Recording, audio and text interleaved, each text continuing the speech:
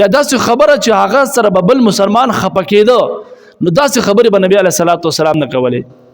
لکه یو داسې خبره چې په هغې سره بل ته نقصان رسېده د هغه زړه به خفه کېده نو رسول الله مبارک به دا خبرې نه کولې.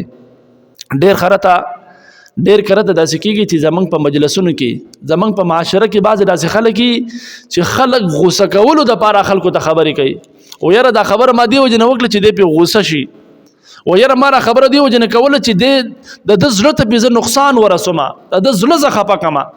نو ډېر کرته داسې کېږي چې هغه خبره وکړي ورته و یاره زړه دې راله خفه کړو داسې خبره نه وکول پکاره. نو آیا که چېرې موږ خلکو ته داسې خبره کوو چې په هغې سره بل مسلمان زړه خفه کېږي نو داسې خبرو نه موږ تاسو له ځان ساتل پکار دي. دا د رسول الله مبارک عادت نه و. د رسول الله مبارک به عادت دا و چې هغه به چاته داسې خبره نه کوله چې د هغه زړه به پرې خفه کا او هغه ته به پرې نقصان رسېده. نو دا درې عادات د رسول الله مبارک وو. که دا موږ د خپل زندګۍ په خپل زندګۍ کې دا موږ شروع کړو نو دا د رسول الله مبارک ډېر ښکلي عادات دي. پرې سره انسان ته ښه زندګي هم میلاویږي.